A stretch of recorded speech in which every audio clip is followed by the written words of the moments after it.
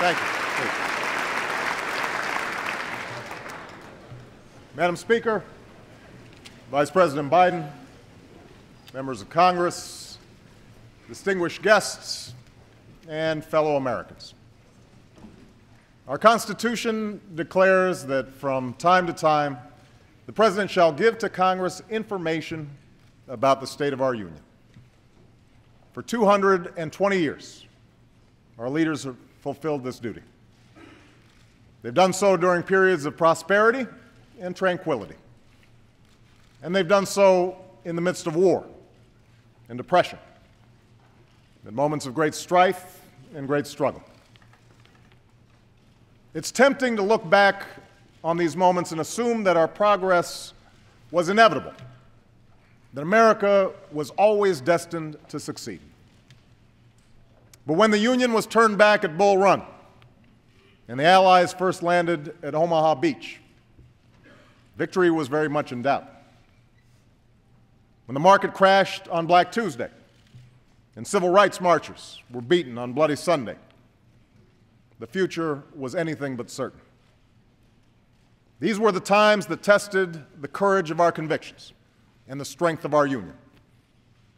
And despite all our divisions and disagreements, our hesitations and our fears, America prevailed because we chose to move forward as one nation, as one people. Again, we are tested. And again, we must answer history's call. 1 year ago, I took office amid 2 wars, an economy rocked by a severe recession, a financial system on the verge of collapse, and a government deeply in debt. Experts from across the political spectrum warned that if we did not act, we might face a second depression. So we acted, immediately and aggressively. And 1 year later, the worst of the storm has passed. But the devastation remains. 1 in 10 Americans still cannot find work. Many businesses have shuttered. Home values have declined. Small towns and rural communities have been hit especially hard. And for those who'd already known poverty, life's become that much harder. This recession has also compounded the burdens that America's families have been dealing with for decades. The burden of working harder and longer for less, of being unable to save enough to retire or help kids with college. So I know the anxieties that are out there right now. They're not new. These struggles are the reason I ran for president. These struggles are what I've witnessed for years in places like Elkhart, Indiana, and Galesburg, Illinois. I hear about them in the letters that I read each night. The toughest to read are those written by children, asking why they have to move from their home, asking when their mom or dad will be able to go back to work.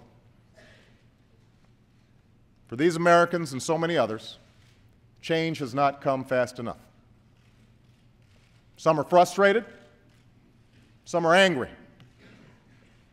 They don't understand why it seems like bad behavior on Wall Street is rewarded, but hard work on Main Street isn't.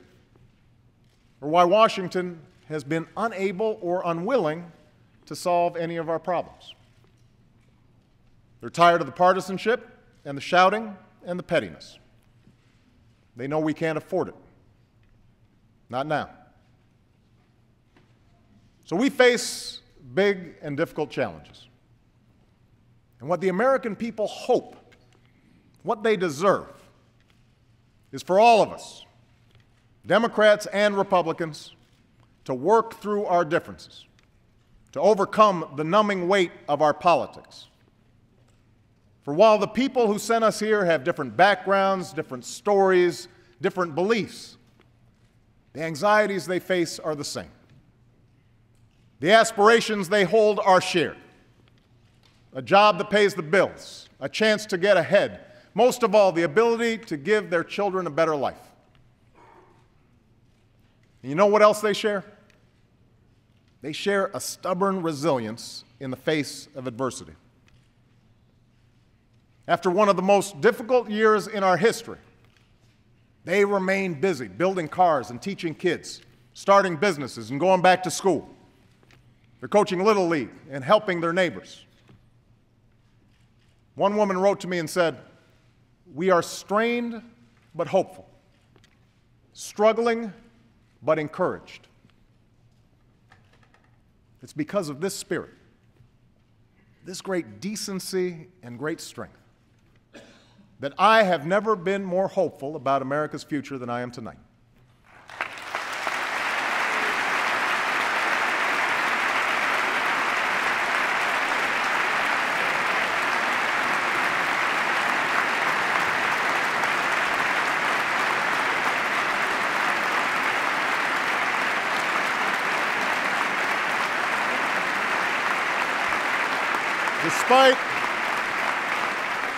Despite our hardships, our union is strong. We do not give up. We do not quit. We do not allow fear or division to break our spirit. In this new decade, it's time the American people get a government that matches their decency, that embodies their strength.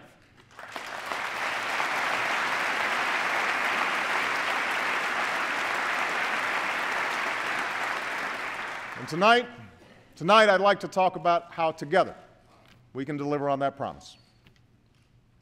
It begins with our economy. Our most urgent task upon taking office was to shore up the same banks that helped cause this crisis. It was not easy to do. And if there's one thing that has unified Democrats and Republicans, and everybody in between, it's that we all hated the bank bailout. I hated it.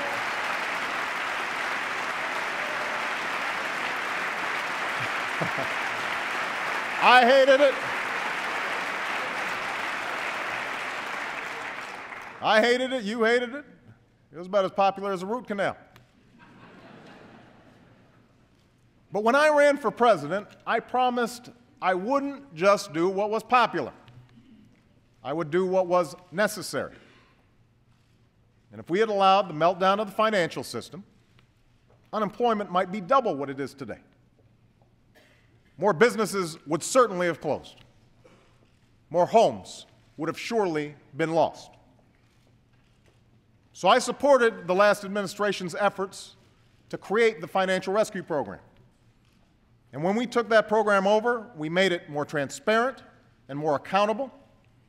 And as a result, the markets are now stabilized, and we've recovered most of the money we spent on the banks.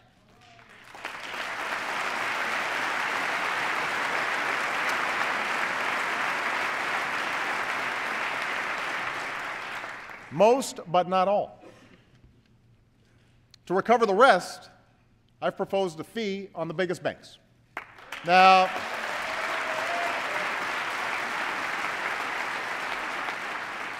I know Wall Street isn't keen on this idea, but if these firms can afford to hand out big bonuses again, they can afford a modest fee to pay back the taxpayers who rescued them in their time of need.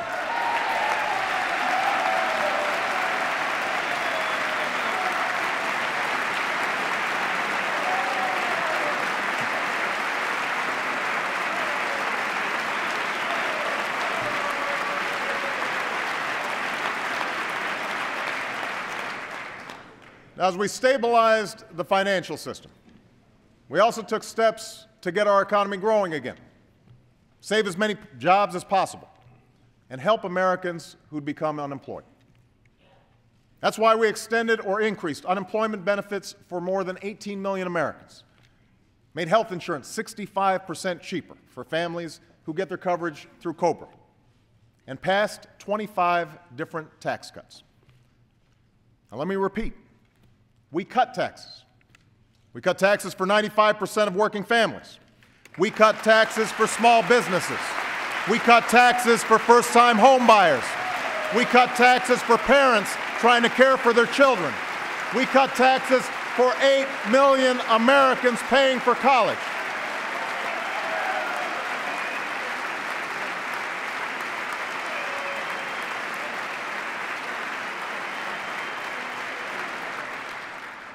I thought I'd get some applause on that one.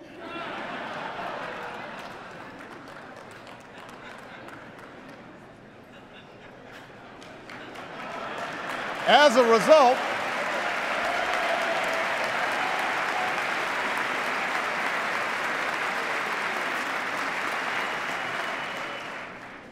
result, millions of Americans had more to spend on gas and food and other necessities, all of which helped businesses keep more workers. And we haven't raised income taxes by a single dime on a single person, not a single dime.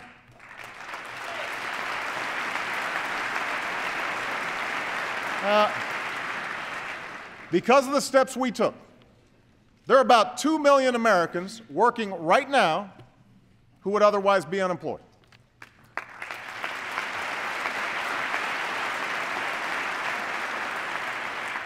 200,000 work in construction and clean energy. 300,000 are teachers and other education workers. Tens of thousands are cops, firefighters, correctional officers, first responders. And we're on track to add another 1.5 million jobs to this total by the end of the year. The plan that has made all of this possible, from the tax cuts to the jobs, is the Recovery Act. That's right. The Recovery Act, also known as the stimulus bill.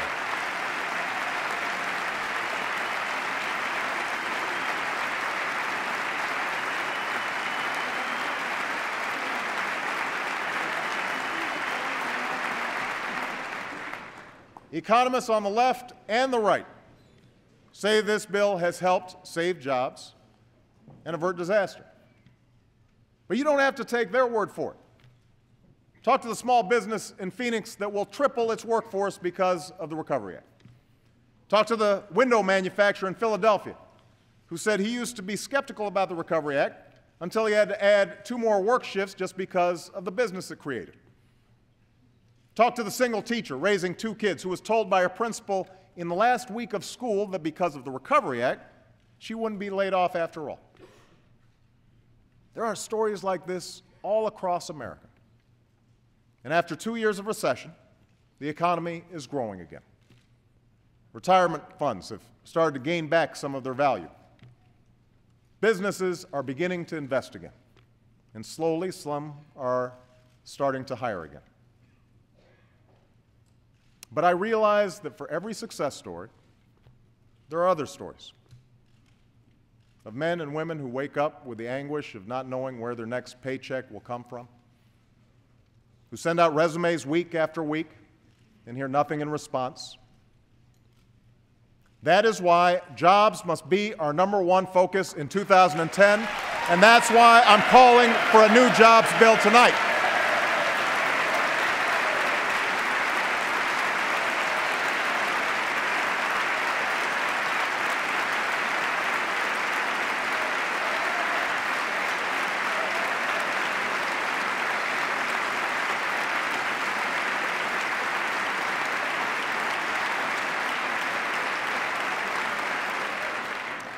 Now, the true engine of job creation in this country will always be America's businesses.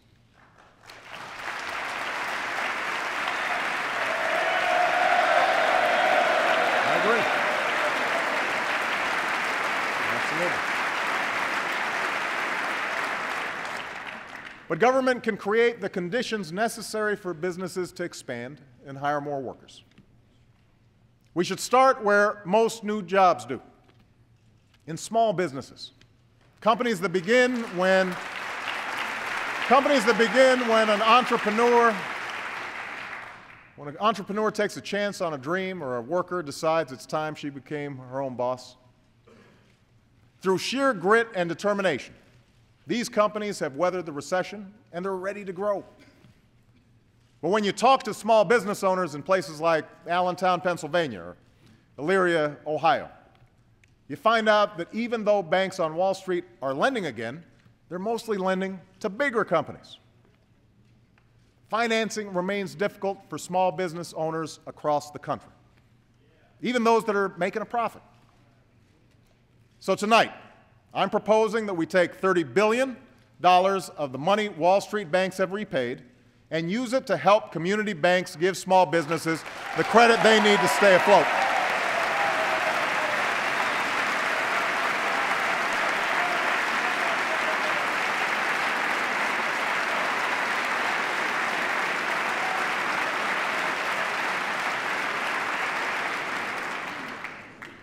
I'm also proposing a new small business tax credit, one that will go to over 1 million small businesses who hire new workers or raise wages.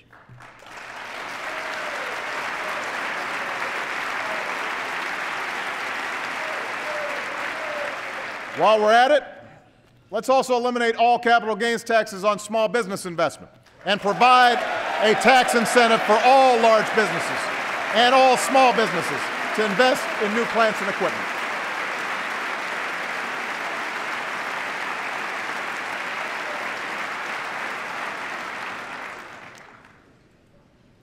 Next, we can put Americans to work today building the infrastructure of tomorrow.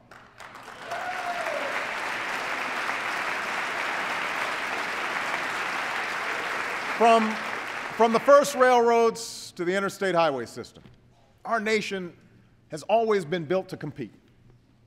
There's no reason Europe or China should have the fastest trains or the new factories that manufacture clean energy products. Tomorrow I'll visit Tampa, Florida, where workers will soon break ground on a new high-speed railroad funded by the Recovery Act. There are projects like that all across this country that will create jobs and help move our nation's goods, services, and information.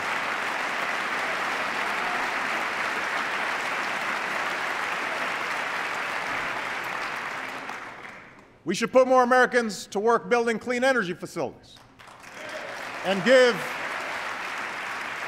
rebates to Americans who make their homes more energy efficient, which supports clean energy jobs. And to encourage these and other businesses to stay within our borders, it is time to finally slash the tax breaks for companies that ship our jobs overseas and give those tax breaks to companies that create jobs right here in the United States of America.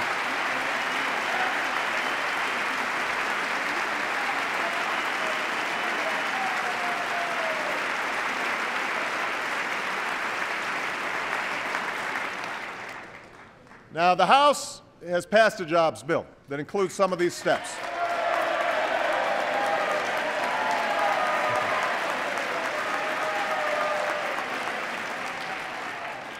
As the first order of business this year, I urge the Senate to do the same, and I know they will. They will.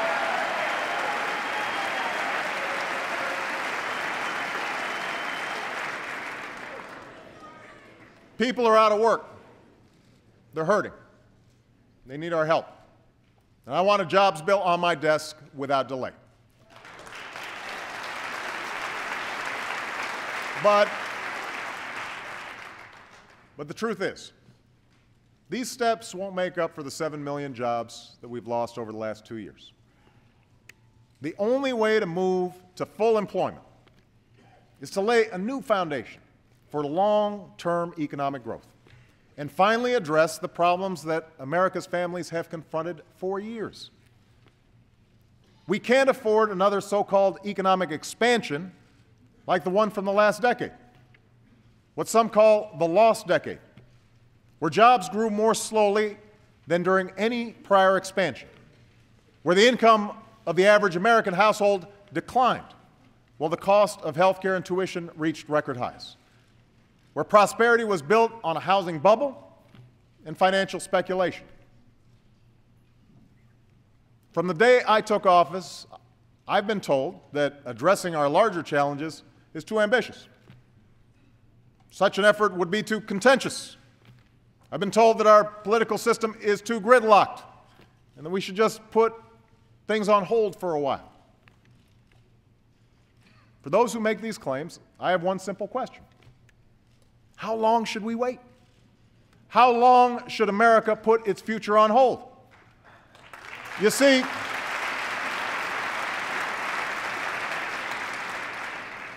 Washington has been telling us to wait for decades, even as the problems have grown worse.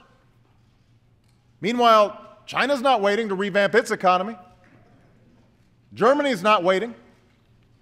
India's not waiting. These nations they're not standing still. These nations aren't playing for second place. They're putting more emphasis on math and science.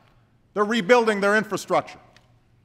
They're making serious investments in clean energy because they want those jobs. Well, I do not accept second place for the United States of America.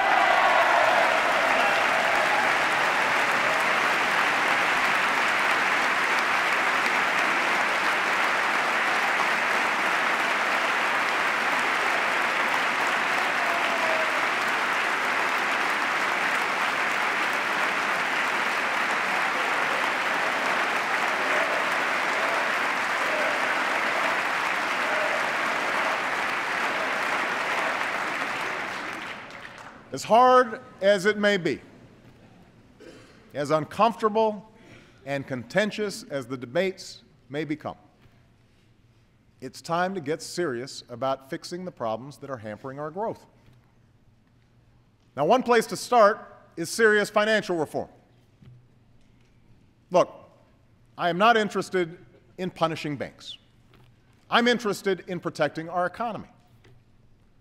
A strong, healthy financial market makes it possible for businesses to access credit and create new jobs. It channels the savings of families into investments that raise incomes. But that can only happen if we guard against the same recklessness that nearly brought down our entire economy. We need to make sure consumers and middle-class families have the information they need to make financial decisions. We can't allow financial institutions, including those that take your deposits, to take risks that threaten the whole economy. Now, the House has already passed financial reform with many of these changes. And the lobbyists are trying to kill it. Well, we cannot let them win this fight. And if the bill that ends up on my desk does not meet the test of real reform, I will send it back until we get it right. We've got to get it right.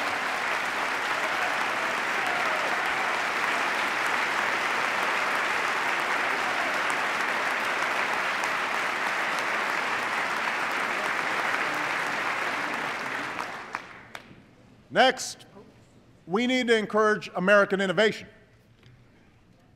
Last year, we made the largest investment in basic research funding in history. An investment that could lead to the world's cheapest solar cells, or treatment that kills cancer cells but leaves healthy ones untouched. And no area is more ripe for such innovation than energy. You can see the results of last year's investments in clean energy.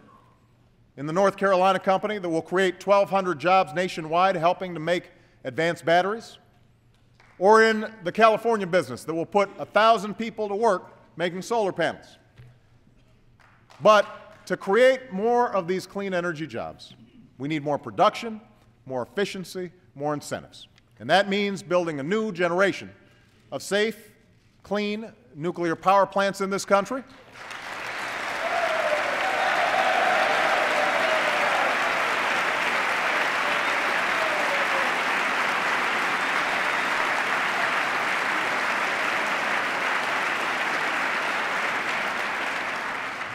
It means making tough decisions about opening new offshore areas for oil and gas development.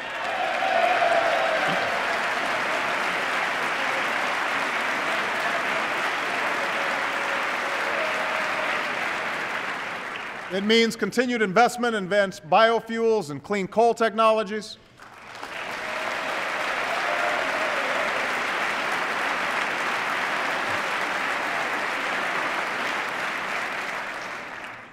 And yes, it means passing a comprehensive energy and climate bill with incentives that will finally make clean energy the profitable kind of energy in America.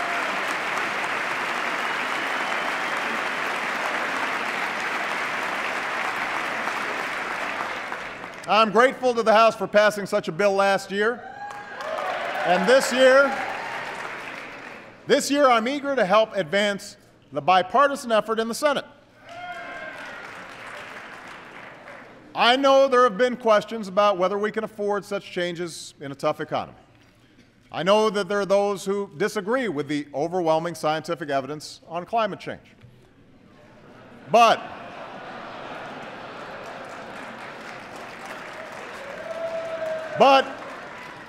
here's the thing. Even if you doubt the evidence, providing incentives for energy efficiency and clean energy are the right thing to do for our future, because the nation that leads the clean energy economy will be the nation that leads the global economy, and America must be that nation.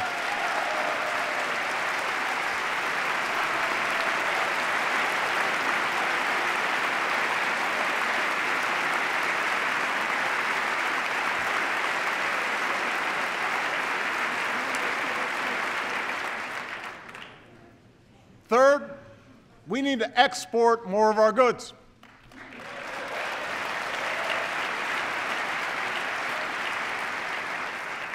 Because the more products we make and sell to other countries, the more jobs we support right here in America.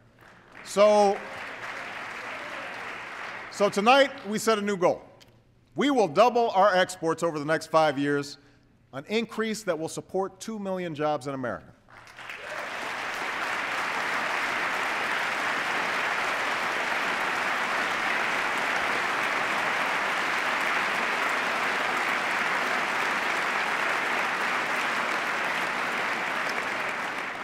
To help meet this goal, we're launching a national export initiative that will help farmers and small businesses increase their exports and reform export controls consistent with national security. We have to seek new markets aggressively, just as our competitors are. If America sits on the sidelines while other nations sign trade deals, we will lose the chance to create jobs on our shores.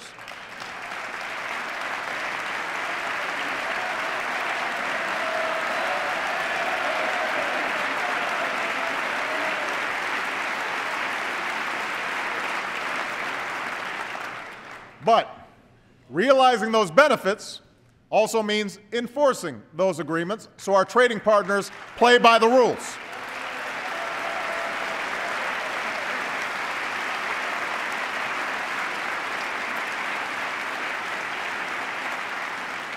And that's why we'll continue to shape a Doha trade agreement that opens global markets, and why we will strengthen our trade relations in Asia and with key partners like South Korea and Panama and Colombia.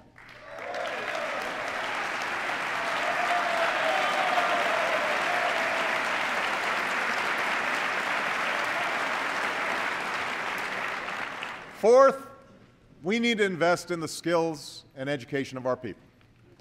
Now, this year, we've broken through the stalemate between left and right by launching a national competition to improve our schools. And the idea here is simple. Instead of rewarding failure, we only reward success. Instead of funding the status quo, we only invest in reform. Reform that raises student achievement, inspires students to excel in math and science, and turns around failing schools that steal the future of too many young Americans, from rural communities to the inner city. In the 21st century, the best anti-poverty program around is a world-class education.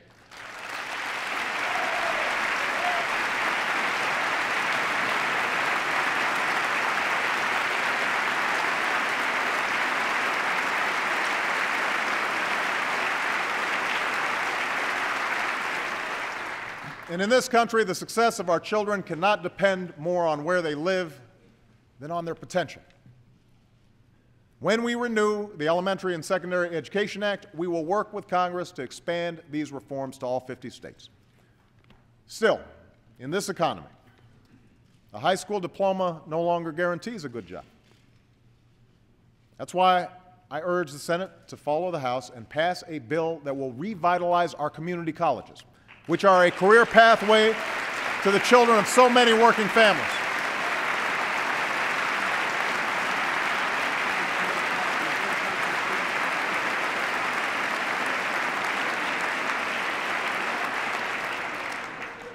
To make college more affordable, this bill will finally end the unwarranted taxpayer subsidies that go to banks for student loans. Instead, let's take that money and give families a $10,000 tax credit for 4 years of college and increase Pell Grants.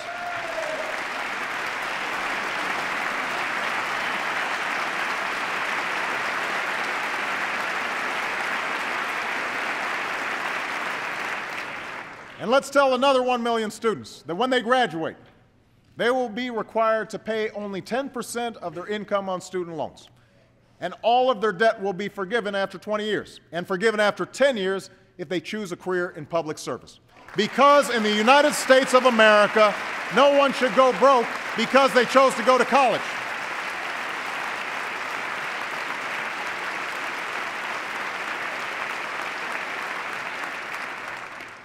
And by the way, it's time for colleges and universities to get serious about cutting their own costs, because they too have a responsibility to help solve this problem. Now, the price of college tuition is just one of the burdens facing the middle class. That's why last year I asked Vice President Biden to chair a task force on middle-class families. That's why we're nearly doubling the child care tax credit and making it easier to save for retirement by giving access to every worker a retirement account and expanding the tax credit for those who start a nest egg. That's why we're working to lift the value of a family's single largest investment, their home. The steps we took last year to shore up the housing market have allowed millions of Americans to take out new loans and save an average of $1,500 on mortgage payments. This year, we will step up refinancing so that homeowners can move into more affordable mortgages. And it is precisely to relieve the burden on middle-class families that we still need health insurance reform.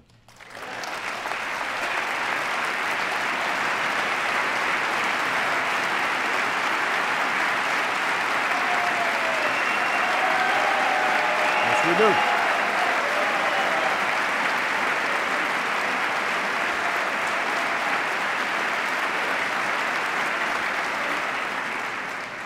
Now, let's clear a few things up.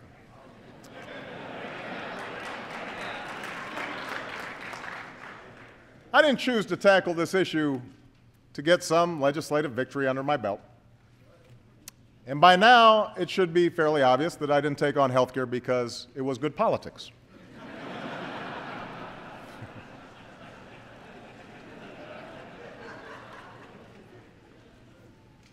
I took on health care because of the stories I've heard from Americans with pre-existing conditions whose lives depend on getting coverage, patients who've been denied coverage, families, even those with insurance, who are just one illness away from financial ruin.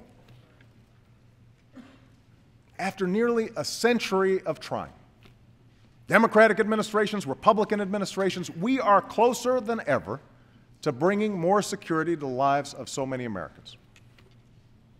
The approach we've taken would protect every American from the worst practices of the insurance industry.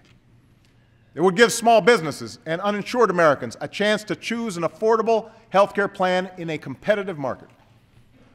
It would require every insurance plan to cover preventive care. And by the way, I want to acknowledge our First Lady, Michelle Obama, who this year is creating a national movement to tackle the epidemic of childhood obesity and make kids healthier. Thank you, honey.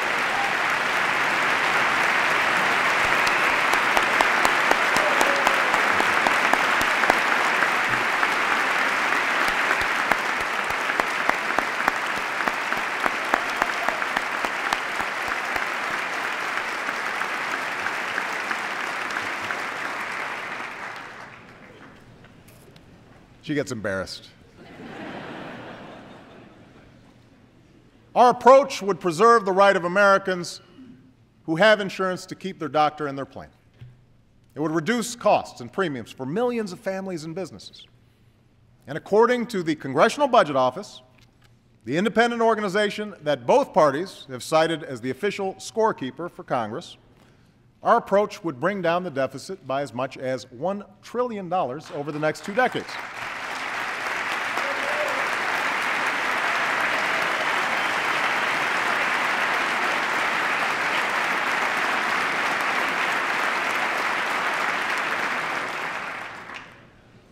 Still, this is a complex issue, and the longer it was debated, the more skeptical people became. I take my share of the blame for not explaining it more clearly to the American people. And I know that with all the lobbying and horse trading, the process left most Americans wondering, what's in it for me? But I also know this problem is not going away. By the time I'm finished speaking tonight, more Americans will have lost their health insurance. Millions will lose it this year. Our deficit will grow. Premiums will go up. Patients will be denied the care they need. Small business owners will continue to drop coverage altogether. I will not walk away from these Americans, and neither should the people in this chamber.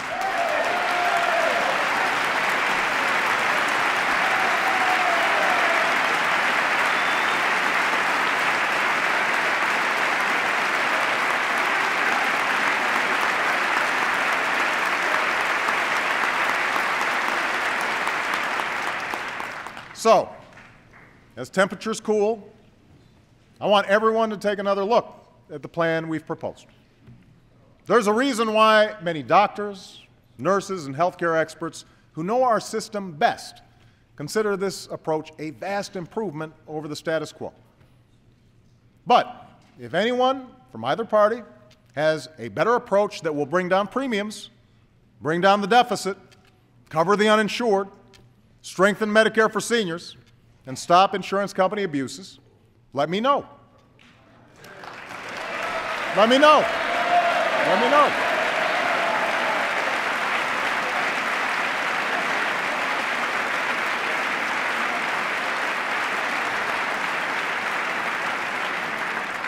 I'm eager to see it. Here's what I ask Congress, though.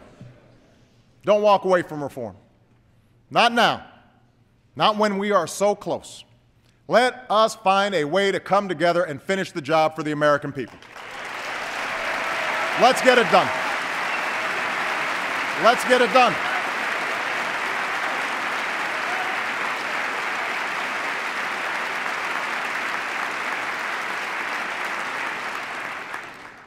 Now, even as health care reform would reduce our deficit, it's not enough to dig us out of a massive fiscal hole in which we find ourselves. It's a challenge that makes all others that much harder to solve, and one that's been subject to a lot of political posturing. So let me start the discussion of government spending by setting the record straight. At the beginning of the last decade, the year 2000, America had a budget surplus of over $200 billion. By the time I took office, we had a one-year deficit of over $1 trillion and projected deficits of $8 trillion over the next decade. Most of this was the result of not paying for 2 wars, 2 tax cuts, and an expensive prescription drug program. On top of that, the effects of the recession put a $3 trillion hole in our budget. All this was before I walked in the door. Now,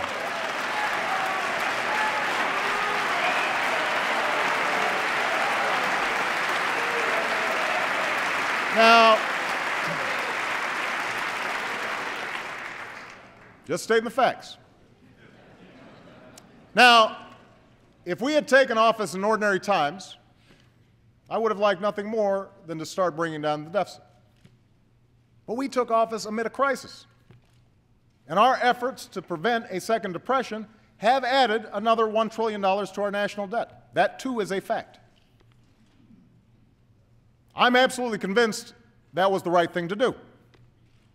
But families across the country are tightening their belts and making tough decisions.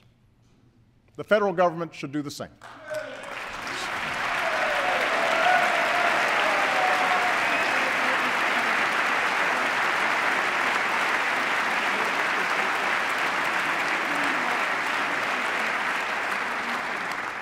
So tonight, I'm proposing specific steps to pay for the $1 trillion that it took to rescue the economy last year. Starting in 2011, we are prepared to freeze government spending for 3 years. Spending related to our national security, Medicare, Medicaid, and Social Security will not be affected. But all other discretionary government programs will. Like any cash-strapped family, we will work within a budget to invest in what we need and sacrifice what we don't. And if I have to enforce this discipline by veto, I will.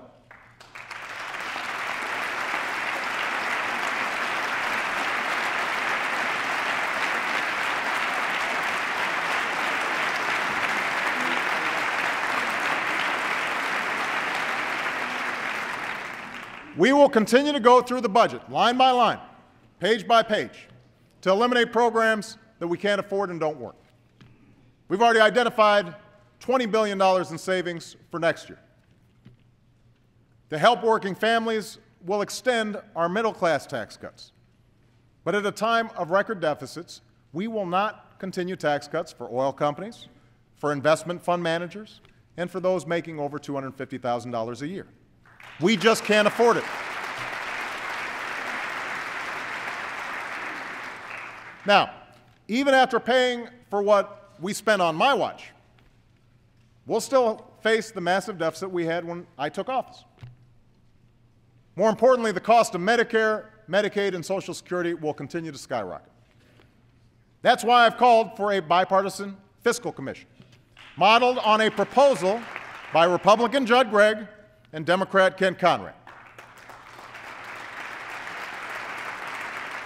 This can't be one of those Washington gimmicks that lets us pretend we solve a problem. The Commission will have to provide a specific set of solutions by a certain deadline. Yesterday, the Senate blocked a bill that would have created this commission. So I'll issue an executive order that will allow us to go forward, because I refuse to pass this problem on to another generation of Americans.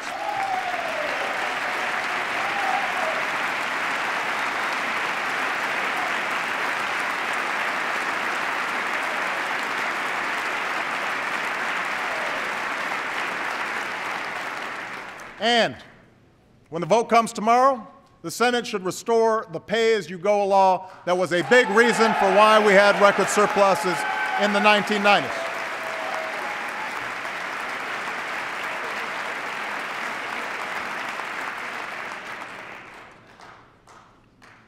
Now, I know that some in my own party will argue that we can't address the deficit or freeze government spending when so many are still hurting. And I agree, which is why this freeze won't take effect until next year, when the economy is stronger. That's how budgeting works.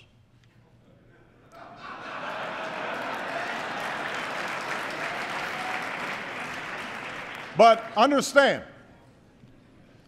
if we don't take meaningful steps to rein in our debt, it could damage our markets, increase the cost of borrowing, and jeopardize our recovery, all of which would have an even worse effect on our job growth and family incomes. From some on the right, I expect we'll hear a different argument.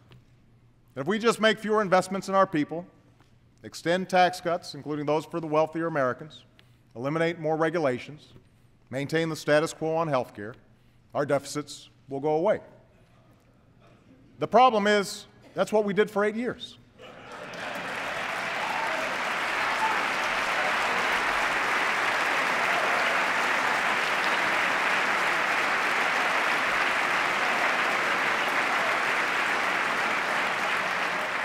That's what helped us into this crisis. It's what helped lead to these deficits. We can't do it again. Rather than fight the same tired battles that have dominated Washington for decades, it's time to try something new. Let's invest in our people without leaving them a mountain of debt. Let's meet our responsibility to the citizens who sent us here. Let's try common sense. A novel concept. Now, to do that, we have to recognize that we face more than a deficit of dollars right now. We face a deficit of trust, deep and corrosive doubts about how Washington works that have been growing for years.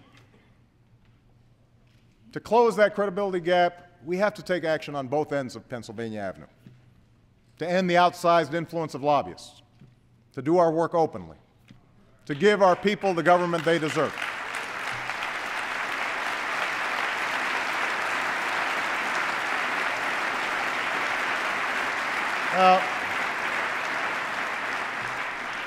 That's what I came to Washington to do. That's why, for the first time in history, my administration posts on our White House visitors online.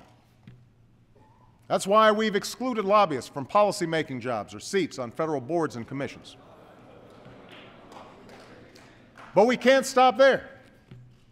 It's time to require lobbyists to disclose each contact they make on behalf of a client with my administration or with Congress. It's time to put strict limits on the contributions that lobbyists give to candidates for federal office. With all due deference to separation of powers, last week the Supreme Court reversed a century of law that I believe will open the floodgates for special interests, including foreign corporations, to spend without limit in our elections.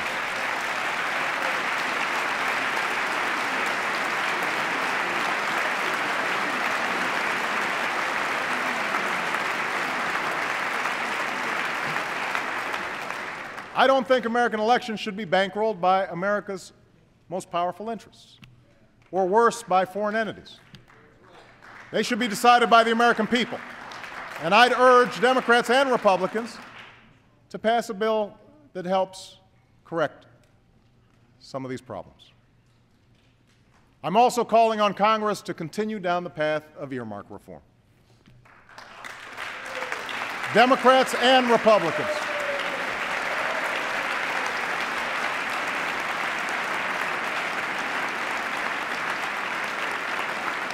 Democrats and Republicans, look, you've trimmed some of this spending. You've embraced some meaningful change.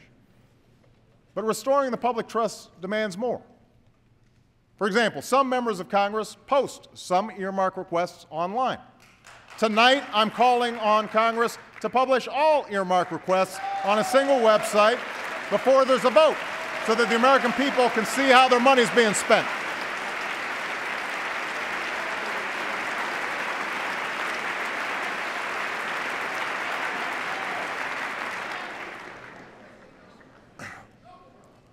Of course,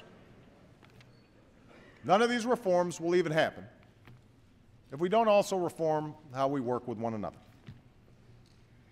Now, I'm not naive. I never thought that the mere fact of my election would usher in peace and harmony in some post-partisan era.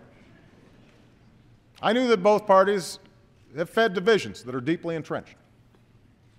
And on some issues, there are simply philosophical differences that will always cause us to part ways.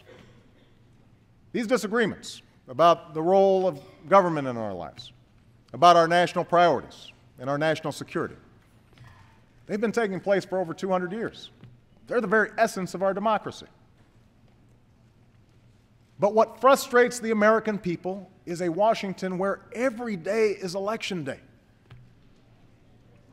We can't wage a perpetual campaign where the only goal is to see who can get the most embarrassing headlines about the other side. A belief that if you lose, I win. Neither party should delay or obstruct every single bill just because they can. The confirmation of, I'm speaking to both parties now, the confirmation of well-qualified public servants shouldn't be held hostage to the pet projects or grudges of a few individual senators.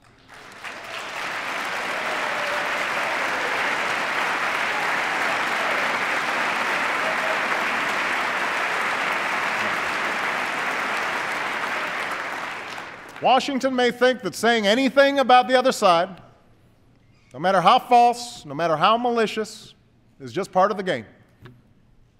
But it's precisely such politics that has stopped either party from helping the American people. Worse yet, Worse yet, it's sowing further division among our citizens, further distrust in our government. So no, I will not give up on trying to change the tone of our politics. I know it's an election year, and after last week, it's clear that campaign fever has come even earlier than usual. But we still need to govern. To Democrats, I would remind you that we still have the largest majority in decades, and the people expect us to solve problems, not run for the hills.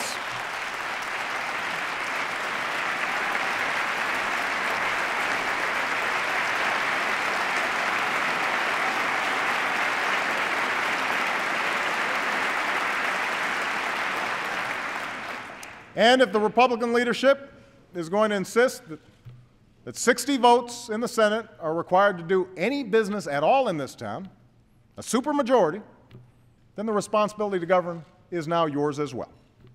Just saying no to everything may be good short-term politics, but it's not leadership.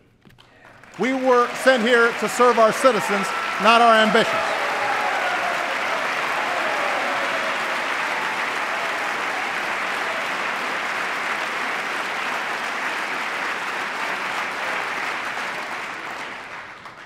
So let's show the American people that we can do it together. This week I'll be addressing a meeting of the House Republicans. I'd like to begin monthly meetings with both Democratic and Republican leadership. I know you can't wait.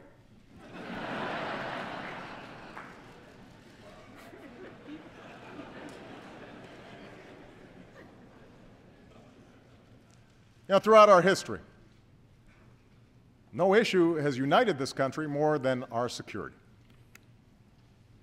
Sadly, some of the unity we felt after 9/11 has dissipated. And we can argue all we want about who's to blame for this, but I'm not interested in relitigating the past. I know that all of us love this country. All of us are committed to its defense. So let's put aside the schoolyard taunts about who's tough. Let's reject the false choice between protecting our people and upholding our values. Let's leave behind the fear and division and do what it takes to defend our nation and forge a more hopeful future for America and for the world.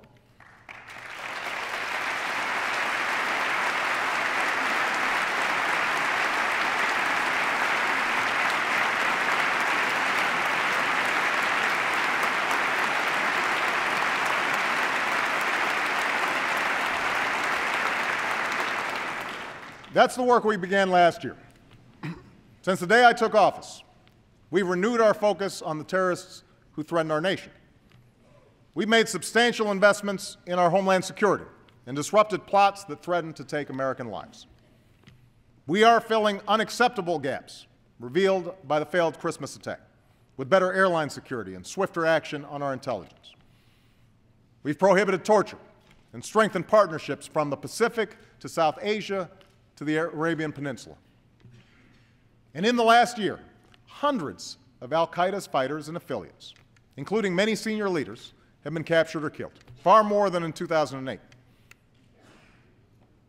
And in Afghanistan, we're increasing our troops and training Afghan security forces so they can begin to take the lead in July of 2011 and our troops can begin to come home.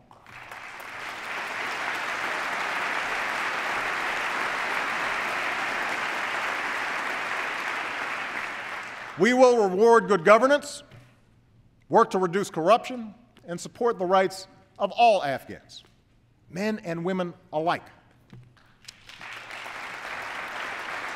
We're joined by allies and partners who have increased their own commitments and who will come together tomorrow in London to reaffirm our common purpose. There will be difficult days ahead, but I am absolutely confident we will succeed. As we take the fight to al-Qaeda, we are responsibly leaving Iraq to its people. As a candidate, I promised that I would end this war, and that is what I am doing as president. We will have all of our combat troops out of Iraq by the end of this August. We will support the Iraqi government. We will support the Iraqi government as they hold elections, and we will continue to partner with the Iraqi people to promote regional peace and prosperity. But make no mistake, this war is ending, and all of our troops are coming home.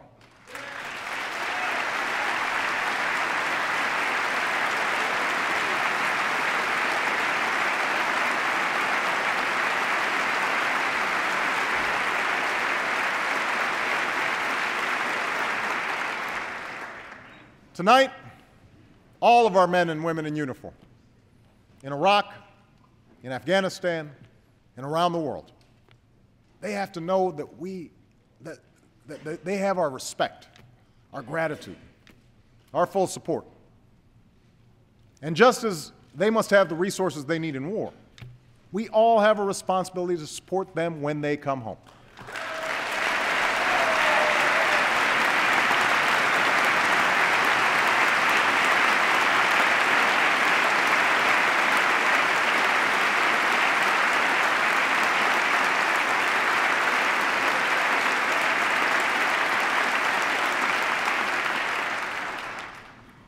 That's why we made the largest increase in investments for veterans in decades.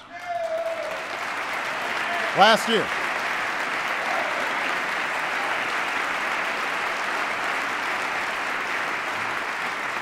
That's why we're building a 21st century VA.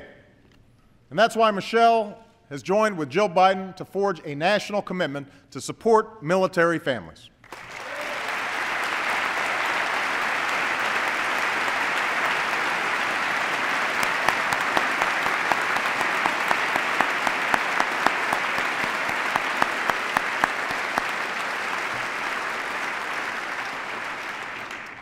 Now, even as we prosecute two wars, we're also confronting perhaps the greatest danger to the American people, the threat of nuclear weapons. I've embraced the vision of John F. Kennedy and Ronald Reagan through a strategy that reverses the spread of these weapons and seeks a world without them. To reduce our stockpiles and launchers while ensuring our deterrent, the United States and Russia are completing negotiations on the farthest-reaching arms control treaty in nearly 2 decades.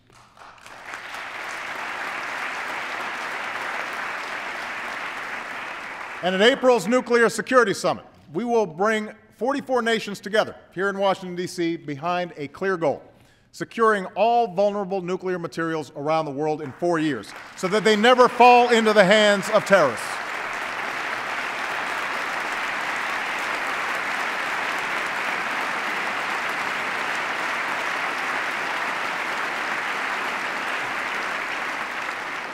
Now, these diplomatic efforts have also strengthened our hand in dealing with those nations that insist on violating international agreements in pursuit of nuclear weapons. That's why North Korea now faces increased isolation and stronger sanctions, sanctions that are being vigorously enforced. That's why the international community is more united and the Islamic Republic of Iran is more isolated. And as Iran's leaders continue to ignore their obligations, there should be no doubt they too will face growing consequences. That is a promise.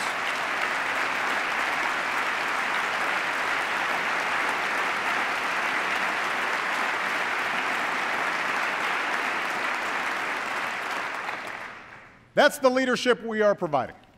Engagement that advances the common security and prosperity of all people. We're working through the G20 to sustain a lasting global recovery. We're working with Muslim communities around the world to promote science and education and innovation. We have gone from a bystander to a leader in the fight against climate change. We're helping developing countries to feed themselves and continuing the fight against HIV/AIDS. And we are launching a new initiative that will give us the capacity to respond faster and more effectively to bioterrorism or an infectious disease, a plan that will counter threats at home and strengthen public health abroad. As we have for over 60 years, America takes these actions because our destiny is connected to those beyond our shores. But we also do it because it is right. That's why, as we meet here tonight, over 10,000 Americans are working with many nations to help the people of Haiti recover and rebuild.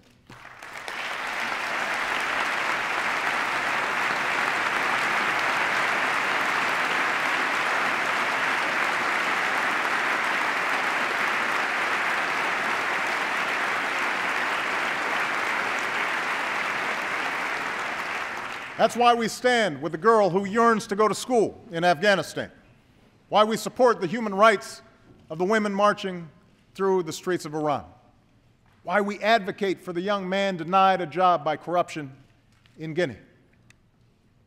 For America must always stand on the side of freedom and human dignity. Always.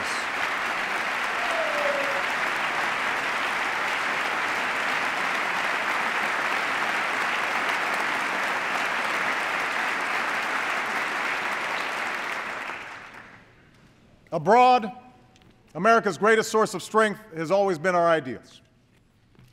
The same is true at home. We find unity in our incredible diversity, drawing on the promise enshrined in our Constitution. The notion that we're all created equal, that no matter who you are or what you look like, if you abide by the law, you should be protected by it. If you adhere to our common values, you should be treated no different than anyone else. We must continually renew this promise. My administration has a civil rights division that is once again prosecuting civil rights violations and employment discrimination. We finally strengthened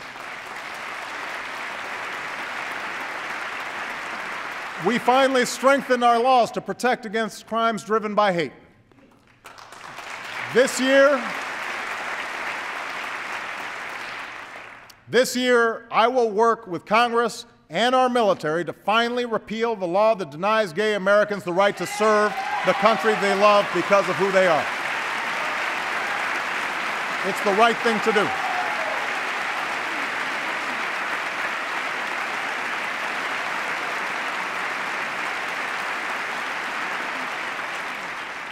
We're going to crack down on violations of equal pay laws so that women get equal pay for an equal day's work.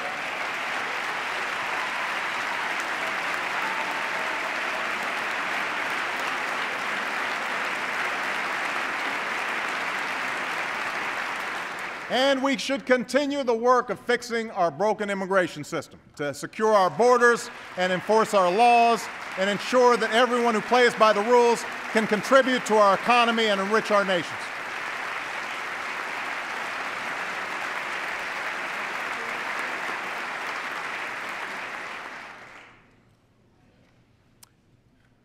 In the end, it's our ideals, our values that built America. Values that allowed us to forge a nation made up of immigrants from every corner of the globe. Values that drive our citizens still. Every day, Americans meet their responsibilities to their families and their employers. Time and again, they lend a hand to their neighbors and give back to their country. They take pride in their labor and are generous in spirit. These aren't Republican values or Democratic values that they're living by, business values or labor values. They're American values. Unfortunately, too many of our citizens have lost faith that our biggest institutions, our corporations, our media, and yes, our government, still reflect these same values. Each of these institutions are full of honorable men and women doing important work that helps our country prosper. But each time a CEO rewards himself for failure, or a banker puts the rest of us at risk for his own selfish gain, people's doubts grow. Each time lobbyists game the system or politicians tear each other down instead of lifting this country up, we lose faith. The more that TV pundits reduce serious debates to silly arguments, big issues into sound bites, our citizens turn away. No wonder there's so much cynicism out there. No wonder there's so much disappointment. I campaigned on the promise of change. Change we can believe in, the slogan went. And right now I know there are many Americans who aren't sure if they still believe we can change or that I can deliver it. But remember this, I never suggested that change would be easy or that I could do it alone. Democracy in a nation of 300 million people can be noisy and messy and complicated. And when you try to do big things and make big changes, it stirs passions and controversy. That's just how it is. Those of us in public office can respond to this reality by playing it safe and avoid telling hard truths and pointing fingers. We can do what's necessary to keep our poll numbers high and get through the next election, instead of doing what's best for the next generation. But I also know this. If people had made that decision 50 years ago, or 100 years ago, or 200 years ago, we wouldn't be here tonight. The only reason we are here is because generations of Americans were unafraid to do what was hard, to do what was needed even when success was uncertain, to do what it took to keep the dream of this nation alive for their children and their grandchildren.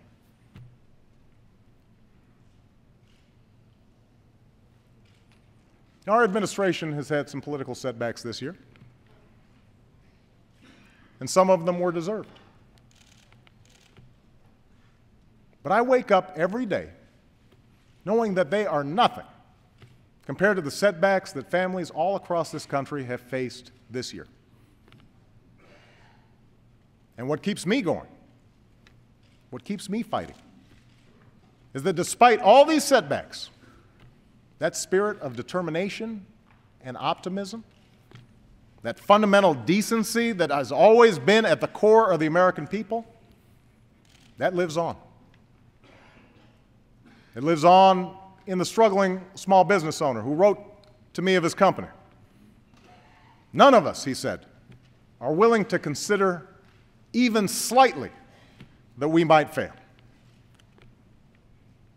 It lives on in the woman who said that even though she and her neighbors have felt the pain of recession, we are strong, we are resilient, we are American.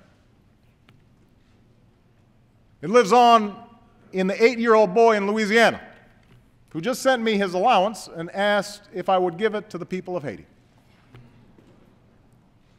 And it lives on in all the Americans who've dropped everything to go someplace they've never been and pull people they've never known from the rubble, prompting chants of USA, USA, USA, when another life was saved. The spirit that has sustained this nation for more than 2 centuries lives on in you, its people. We have finished a difficult year. We have come through a difficult decade. But a new year has come. A new decade stretches before us. We don't quit. I don't quit. Let's seize this moment to start anew, to carry the dream forward, and to strengthen our union once more. Thank you. God bless you. And God bless the United States of America.